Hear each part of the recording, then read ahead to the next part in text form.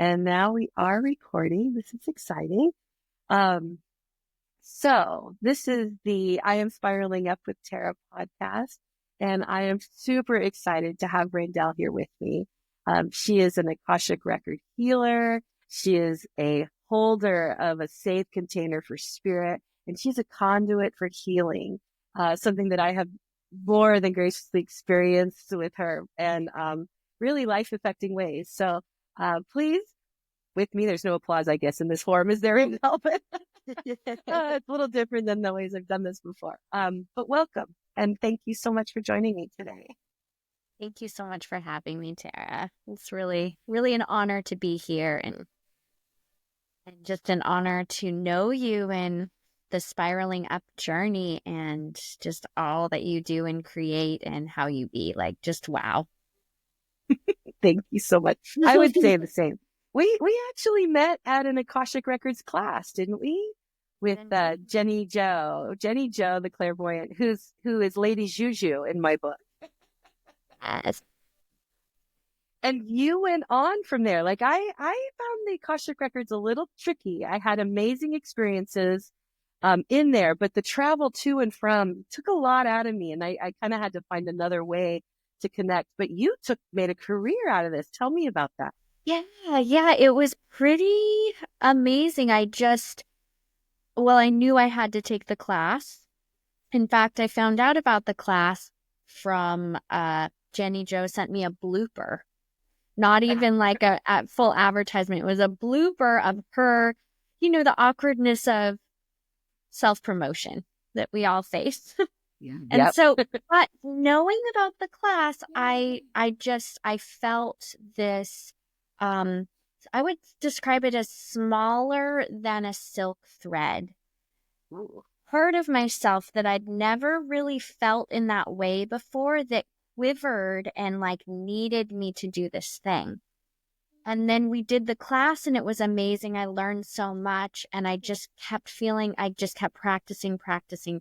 And what I realized is that I'd been accessing the records my whole life, that I was very acclimated for that work, and that now I had a structure and that it was just very familiar and natural. It was like my thing. And I didn't, before this, like I am a little bit good at many things, like I'm drawn to all sorts of creativities and all sorts of just many things. I've tried many things, but to really like just keep practicing something and have it like always work for one and then just get better and better. It was just so like, oh, this is what my sweet soul needs. It's like just to be really good at something that feels really good that you can always rest in when wildlife like presents itself with all its challenges. And then also to something that it's so dear and important to me to help others.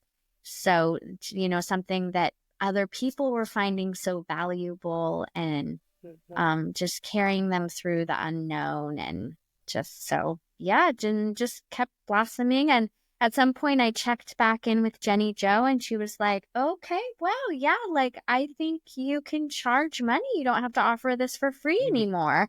Amazing. And the confidence that must have come with that validation.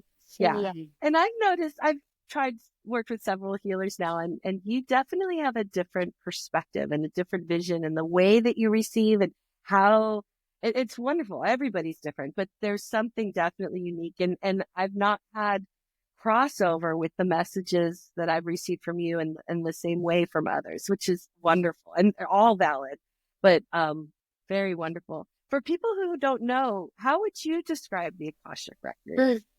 I would describe it as the soul's records, as kind of a place that holds all the knowledge of the entirety of the soul's journey. Because that's a big thing. That's very vast and different people perceive it in different ways. And so for me, because of that, I primarily, it's of utmost importance that there's clarity in intention, like, and that I spend plenty of time in initially to make sure that what we're going in for is what my client wants to find. And that, I even sometimes like, what don't you want to know about? Because it's like, it's not about me and what I can see. It's a gift and an honor to be able to access such depth in another person.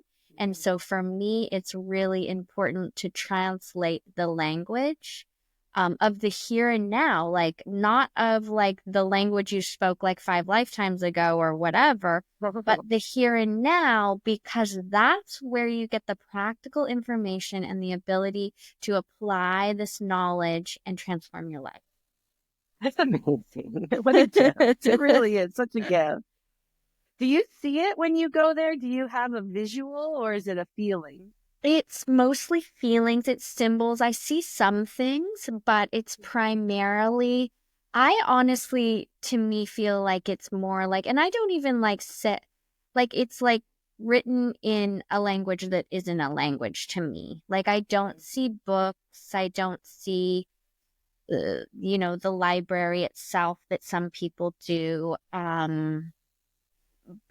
But I hear things, I hear the messages and I see symbols and I follow what I feel.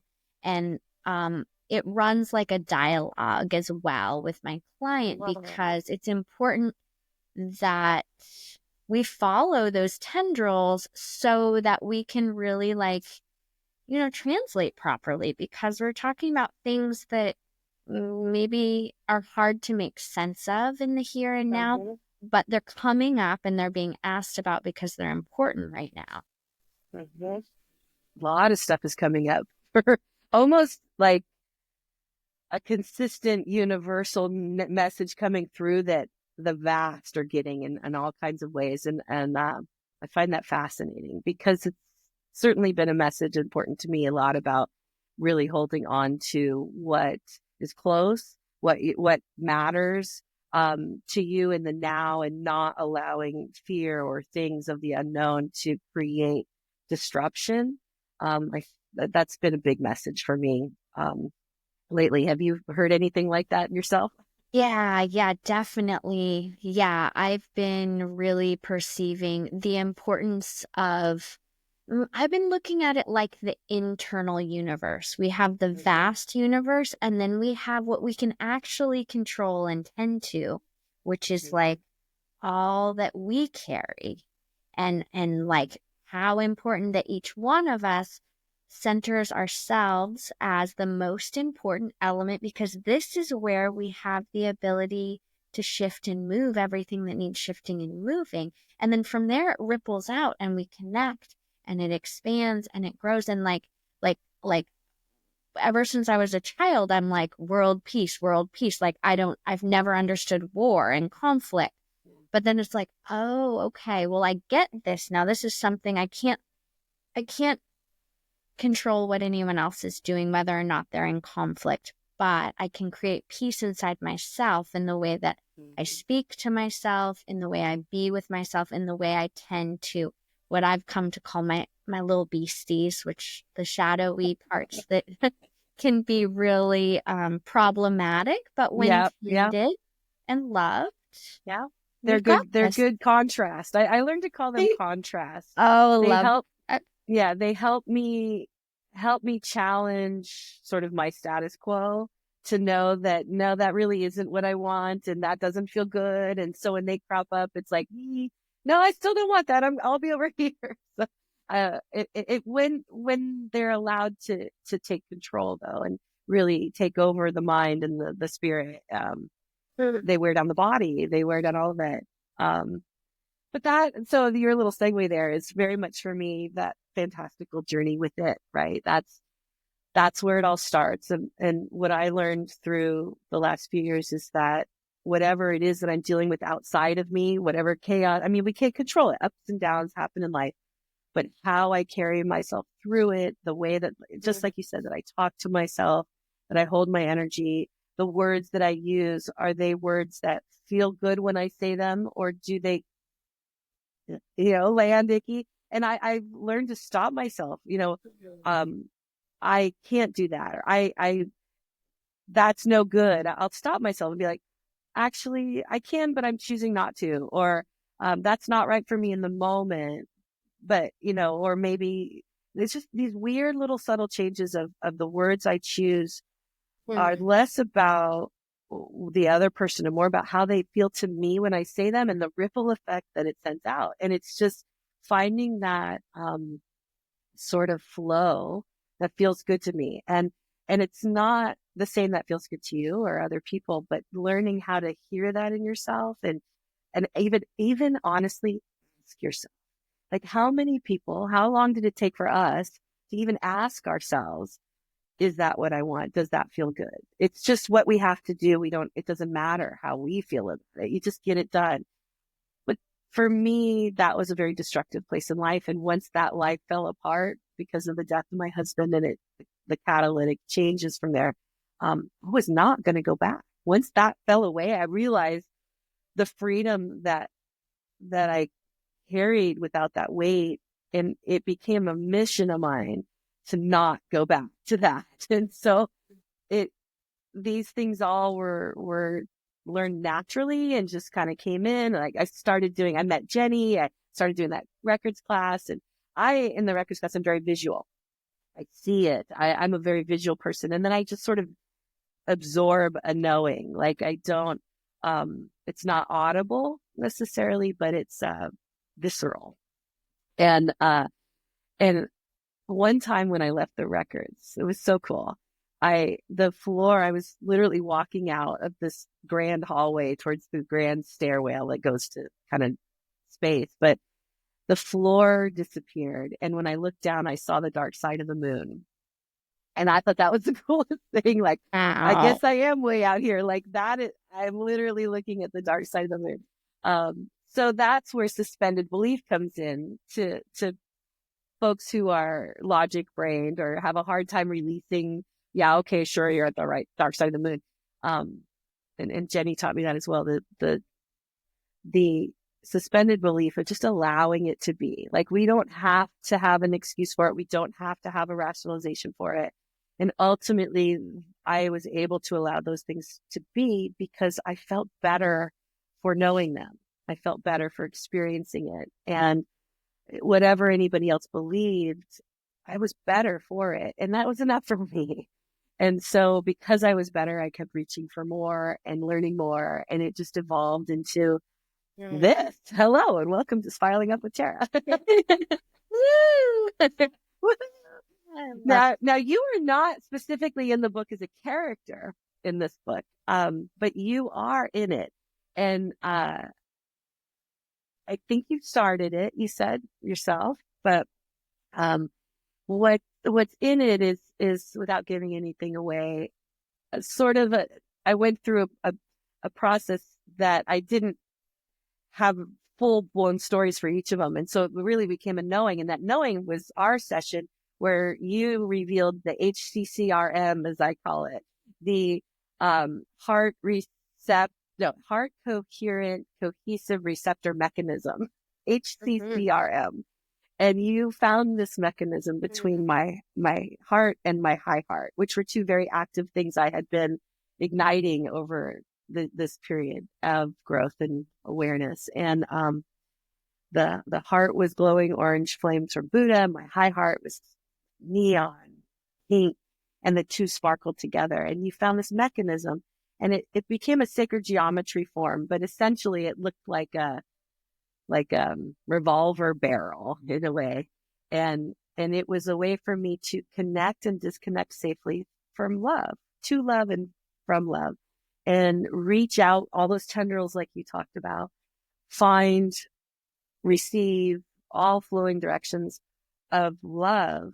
But if necessary for either protective or other reasons, I could disconnect safely. And it was it was the concept, right? And given all the loss I've had and the dysfunction, it was a really helpful concept. And it started getting a sound effect. Boop, boop, boop, boop, boop. done.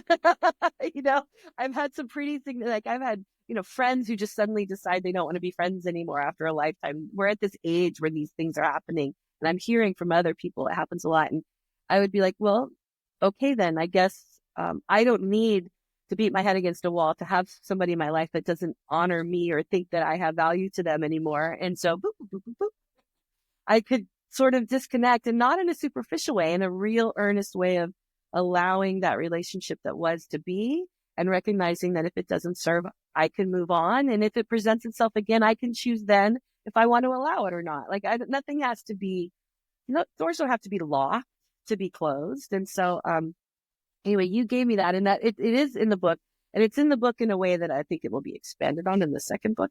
But but it was such a big deal. And it also connected me to this world of that the right brain, left brain. And so I Googled the HCCRM. I Googled heart coherent connector receptor mechanism and see, is that a thing? Is this just, did she trick me? Is this a thing? No, it's not a thing, but it is scientifically based on the coherent heart. And I dug into this whole world of science-based data about how our coherent heart flows a certain rhythm. And it's not about the heartbeat, but it's about our state of being and how that resonates and vibrates out of us externally into this greater world. And so the Heart Math is a particular company that really takes the scientific side of this non-scientific thing that you helped me discover. And it just opened my whole world to this excitement that those two things validated each other, even though they don't necessarily accept each other in a lot of people's minds. They absolutely 100% were saying the same thing. How you think, how you feel, what you do within vibrates out and changes the world around you and the people around you. And that was a great motivation for me to also find that peace, exactly what you're talking about. Find that calm that I could keep myself in, so that whether it's my small bubble or the greater big bubble, it carried through, and I had less chaos outside of me. Um, it works. It absolutely works. So thank you for helping me open that amazing door. Really such an honor. Yeah. What works for you? Have there been anything that's kind of really been, What works for me? How do you mean? well, just in keeping yourself in that steady flow in any number of different situations? Yeah. Um, Most recently, my focus is really on like kind of guardianship and staying really grounded. So really rooted in the earth and really oriented toward the directions. And just the simple like calling of, like the helpful, beneficial beings that can be with me allow me to weather the storms of how much is going on in the world right now, how many energies, how many frequencies, how much kind of tumultuousness is coming out of people and needing to be voiced and seen and heard. But it's not it's really is my job to keep that outside of my bubble. And, as a healer and an empath, that's me taking care of me. Um, and so, yeah, I think That's that's really hard. it's really That's hard. I Yeah. find that to be hard to, and it's been a lesson that I'm been tasked with, now more than ever, to keep that gap of not owning what you're helping heal, and not carrying the weight of other people's burdens. And so grounding is super important, but there's got to be more to it. How so you protect yourself, but you're diving deep into these people's books, into their records and their generational stories. Um, what else do you do to make sure that you don't carry that with you, or you? I have found the lovely experience of cold plunging and I do that Oh, alone in reverence in with the sea. wow. And that really helps me return back to my own nervous system and my own inner boundaries. And it also is something very uncomfortable. I'm a warm weather, warm water person. So it's something uncomfortable that I can willingly step into, and it helps me feel very strong and powerful and capable. Um, Wow. but as far as I think because I'm so acclimated in the records, it's just really simply releasing, and I don't it flows in, but like people have to remind me what happened in their session. Like it's Yeah. not for me to hold on to. Right. Um, there are sometimes themes like in a day, multiple clients will be tending to the same issues. And a lot of times the themes that, people are drawn to me because those are themes I'm understanding in my own life as well, the archetype of things. And so that does happen. And I do find a lot of like, sometimes the things that are channeled through me are also things that I need to hear on that particular day. And Mhm. that is like just that additional gift and the confirmation that, like, yes, this is all right. This is right for me. This is right for them.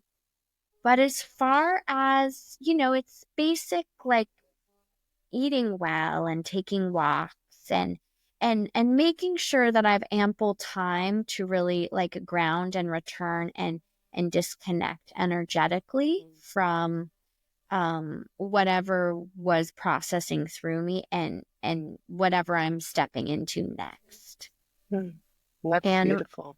yeah, and my body's been really good to me in telling me as well. Like I'll get a little headache and it'll be like, okay, like do a little more, like take a bath, like go to bed early.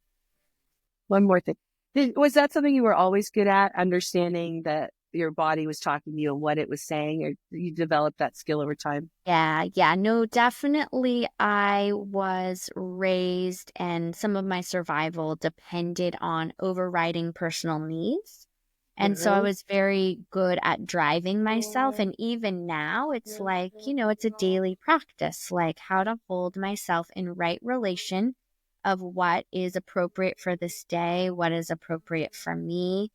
And just really like putting myself first allows me to do this deep work, allows me to be a holder and a guide for others to receive what they need. Is like I have to center my own needs so that it's all really clear and clean and gracious. And there's plenty of spaciousness for the divinity to be the true um, leader of it all. To be a good a person of service, like you're a vessel. If your vessel's not whole, you're not serving water, right? You're not healing. So it's probably in the ancient concept, the thing we all deal with is it's not selfish to self-care, right? And we can better serve others. But this isn't just take a shower, brush your teeth. It's really taking those moments. I love what you said about the plunge. One, you go, girl, right? You do your plunging. Right. That's amazing. Um, uh, I love though that you specified that it is something that's not your natural thing. It is uncomfortable, but the fact that you do it, it's not just you said it brings things in, and I bet the cold brings things in real quick, right? It shrinks it Yeah. all, spirit and everything. But the fact that it is uncomfortable and that you're doing it, and then you're walking away, you're feeling stronger, you're feeling confident, you're recognizing your own power and control. I think that's outstanding. What a beautiful way to validate your own inner strength by stepping out and intentionally doing something safe but Uh, uncomfortable, and make that your thing. I love that. I thought that was great. Sorry about the dogs. I don't know if you can hear don't them. worry. Um, There. I'm in just the situation. Since the podcast is about the here and now, where we are in the moment. My moment is significantly altered in that I am no longer at home. It will probably be a year before I'm back in my home. We had a massive storm on the 19th, the date about 2 weeks ago, I guess now. And this is the first recording I've done since. So I'm really happy to share this with you. But my ancient grandmother tree, the highlight of my book, my character, she didn't fall. She was slammed by massive winds into my house. And she didn't get uprooted. We had actually communed prior to, held her branches, and we talked about holding our roots strong and being flexible in changing winds and how we protect others around us. And it was really cool. And I was, hoping for this fluid, knowing this big storm was coming. And a huge tree fell down across the street from us, which changed the barriers to the forces against her. Because these are also such broader statements than the tree, right? And and when it hit the tree snapped from above ground about a foot, like little jagged shark teeth, slammed into my house and snapped again. This is like an 8-foot round redwood, 100-foot tall. And it cut across my house like a sandwich. So if you picture a square, a nice angle cut end to end. And then I have another little section of the house, and that's where it stopped, right? My emergency exit door had a tree hanging over the top of the tree. So that's how I knew what happened. Things just exploded. But my animals and I all got out safely. Even my little chameleon, who was under the rubble, was found 18 hours later alive. It's just, I didn't even know I cared so much about that little beast until we found him. He was my concern, not my stuff, not my things, but that living little creature still stuck in there while the storm was too fierce to do anything about it. And so, it's pretty remarkable because the damage is it's utter demolished as far as the home goes, but the contents, the way that the tree landed, where it had landed, and it even sort of twisted in the wind as it landed. Um, Most of my most precious things and heirlooms and generational stuff has survived and been found under the debris. And I will rebuild. And the miracles, like I was saying, the miracles, the blessings, and the heroes just poured out. And for me, the response I got to these people was overwhelming. Even just a neighbor driving by who I saw on the road, like, is the power back on? And they handed me a piece of coffee cake they just got. And I'm like, I had no power for days. And I'm like, thank you so much. And I go, it's warm. Why is this warm? And she's like, it was under my heater. So, I have no power. And she hands me a warm piece of coffee cake on a cold, stormy day. It was like, manna from heaven. And so these silly little heroes that, and the way I hear back is, well, we're here because you call us in. You are that person. And so that's the ripple. You don't even know they're there until suddenly you don't realize you need them, and they're there. And um, it's overwhelming. But in the meantime, I've got the things I need, the things that matter most. I've got a place to have this conversation that's warm. I'm here to tell the story. But I am sharing the room with a dog because they don't have as many places to go, and it's better quiet inside than barking outside. Um, but it's been a test of my life philosophy. It's been like, I'm not learning these things now. I have spent the last 7 years learning these things that I shared about in the book. And now I'm really being challenged to live them in this moment. Like, enough to know enough. And I am. And I use the book, I'll like flip and just catch a page like that's the message I needed. Or, talk to myself and say, girl, you wrote a book about this. What are you thinking? And it helps me realize that I do have the tools I need. I can ask for what I don't have, and I can like you said, take a nap when you need it, hear yourself, hear myself. And what I'm finding is, parts of my brain that have sort of, I think, fallen asleep since his death and the trauma of all that are activating. Like, I have a certificate in project management from my bachelor's. Guess what I know how to do? Things that I haven't had to use in a long time. And it also excites me. It makes me feel capable and confident, and that my voice matters. And if it didn't to any other people, it's going to matter now because we're rebuilding my house. And I looked right at them and I was very proud of myself. I said, I'm not going to tell you how to be an engineer, but I am going to be sitting at the table. This is my home, and nothing's going to happen without me being a part of it. And they said, you're right. You will be a part of all of this. And it just felt good to stake that claim and believe it and know that I can, because it's been a long time. And so, while the loss is extraordinary and hard, having to empty my house and like, all these things I haven't dealt with my mom's estate, like, I don't want to pack these up and deal with them again in another year. Like, I have to do this now. I have to. So it's put pressure on where I've left the pressure off. But the end all be all is that when this does get renewed, it really is going to be the best and most of me to live the rest of my life in, hopefully, and there's so many extraordinary ripple effects and the way it's helping others around me and the way that it's impacting in the conversations I'm having that I can't even really be upset. It's like, it's just too magical. It's too freaking magical to feel like it wasn't for some amazing reason. Oh, okay. I know I'm babbling, but I have to share this with you. Good. I wear an Apple Watch, I'm not going to advertise, but I wear some devices that track things like noise alerts and heart rates. And I was able to dial in exactly when this happened. Like, we went from a silent room with no power to a very loud room at the moment, 9:06 and some odd milliseconds, my heart rate. So I could dial in exactly the moment this happened. And it actually got louder right after, because that's when I started screaming. But the 9:06 p.m. So I went on to, Google, pick a site, and I looked at the angel number for 9:06 p.m. It had a lot to say, but the basic, right out the gate, it said, prepare to lose something significant so that something better can come along your way that will serve you for your greater good. Prepare to receive more than you ever expected because you are aligned with the good things that are out there for you to come in.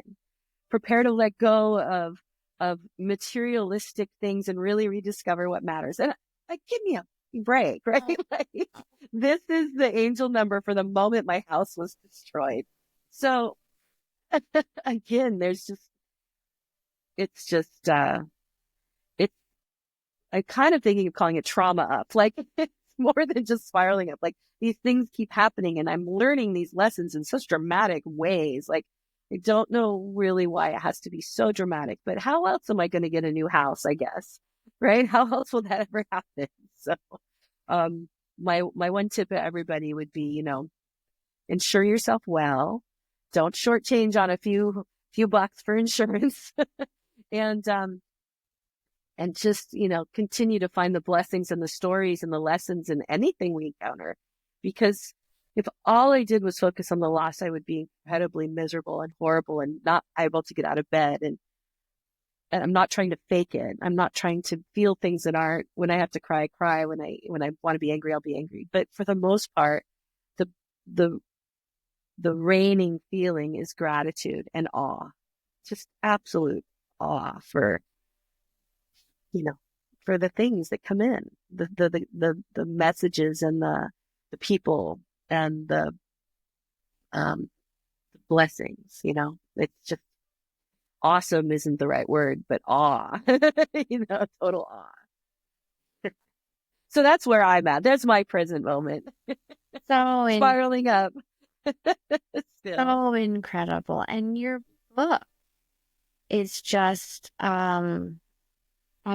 just the way that, your journey has informed, and led. It's your healing, it's your knowingness. And now the confirmation that you are living all those things. And just to hear you and see you and witness you, we've been out of touch for some time. Yeah, and so to preemptively before this session, I was like, oh, I don't know where she's at or what's going on. Let's just wait and see. And then to see you in the midst of so much and then just like I haven't finished your book, and I think it's because I'm savoring it, because the points at which I read it and it is exactly what I need, and it guides and transforms me in what I'm needing on my healing journey. And then I forget some of what I've read, like all the most brilliant books and pieces of knowledge. Like we forget if we're out of the perspective, and then we return back to the book like, oh yes, this is the wisdom, this is the landing. And then the prism of of finding that knowledge is a little different that day, and it lands just a little different, and it unfolds just a little bit more, and it's like this deepening, and I loved hearing that you use your own book and your own journey and your own wisdom of like brilliance and becoming to like as a guiding force, like, oh, what do I need to remember today about what I discovered and what I know? And it's just so beautiful because your story empowers everyone to the like that basic knowing of we have to figure out and discern and discover what's right for us. Yeah. Because that's the only way we can really be in our fullness, in the fullness of our lives and what's possible. And so we have each other and we need help and guidance and yet like this is like this is the one that knows what to do next. Mm-hmm. It Yeah. does. It does. We just have to hear it. We just have to hear it. Thank you so much for saying that about the book. Like, I don't Oh, think I could have, like, when I wrote it, so much of it was about hoping that the person reading it's like insert trauma here. It's not me telling you what the problems are. It's hopefully me sharing how I found my awareness, and as if you're walking next to me and you're reading and going, oh, well, my story, if I thought about my story kind of in that lens, what awareness do I get? And if it's just recognizing that that we can ask those questions of ourselves and we do have answers. And I, where did like I get yeses or just like tingles all over my body and no's punch me in the stomach. Like that, if I feel that, I know that a no. And sometimes I can't find the yes, but I can find the no. Like, do I want to invest in that? Do I want to not invest in that and walk away? No. So sometimes it's not being able, it's finding the right questions, you know. And I got to the point where I didn't know what to ask, kind of like you were saying with people, do you even want to know this? So I just would sort of approach it from a blanket. What will best serve me today? What do I need to know today? Because if I don't know what to ask, I won't know what to ask. I don't know what I need to know. So finding that broader, just sense of enlightenment, is there something I can know today that will serve me? Um, that alone has really helped to guide. And whether it's, some people find pennies, some people see symbols, some people, hear a noise or a bird chirp or the butterfly lands on them. And I think all of those things count as a validation for whatever meaning you put on them. Like that's how that relationship happens. It's how we create our own language of understanding our place in this world. And it's okay that it doesn't mean the same for everybody. It's our message. It's how we're ready to receive it, and receiving it and then learning how to process it. Like that's one of the keys is the ascension key, which is it's the key to unlock the answers you've always had, like the answer key at the back of a puzzle book. Most of these are things we deeply innately know. Just, like you were saying about your natural life of needing to serve others before yourself. It doesn't mean you didn't know you needed things. You just maybe didn't know that you could, or that it was time, or it was better, because people don't necessarily teach us that, right? Especially women. Not that men are excluded in that, but as a woman, I can say especially women. Yeah. But anyone. But I think, yeah, I'm so grateful for you, and I'm really appreciate this conversation. But just this knowing you and having gotten to meet you through the Akashic records and doing those past life exercises, and then just watching you blossom in your own soul's place in this world has just been beautiful. Even if it's from afar, it's been beautiful. And I could feel it. And I thought it was funny that when you checked in with me, you couldn't find me because I've very much been protective, right? I haven't been, and it's like, yesterday I didn't have my tarot cards with me. I didn't have any of my cards with me. They're still at the house, still buried in dust, but survived. But I did have an old tarot book with me from when I was a kid. So I just picked a page, and essentially, I think it was the Six of Pentacles. And essentially it said, you're dealing with some tough stuff. The best way to deal with it is just to not deal with it and carry on in your day, not think about it, not process it, just do what you're doing. And when the things that you need to deal with are in front of you, you'll deal with them.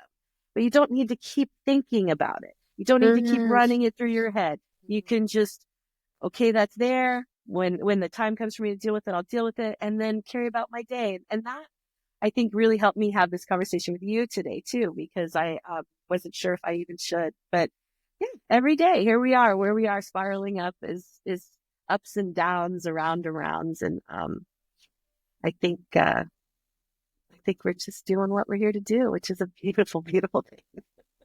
Yes. Oh, so beautiful. I'm so grateful for you, Tara. I'm so just honored to know you, to be a part of your journey, to be here with you today.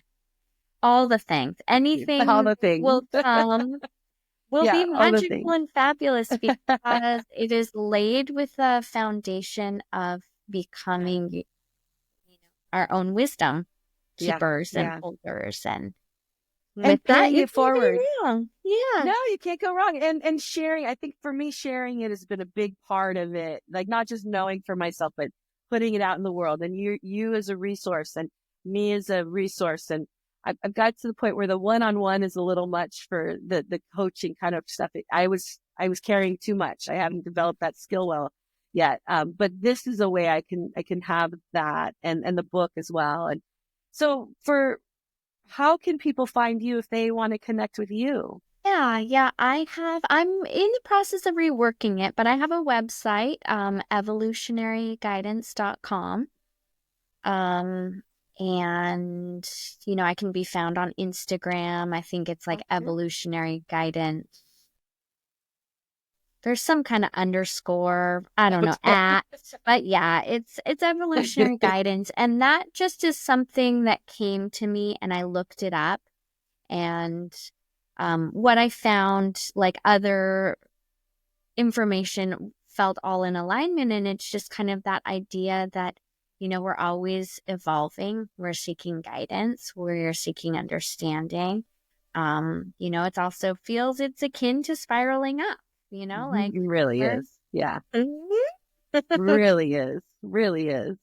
Um, Yeah.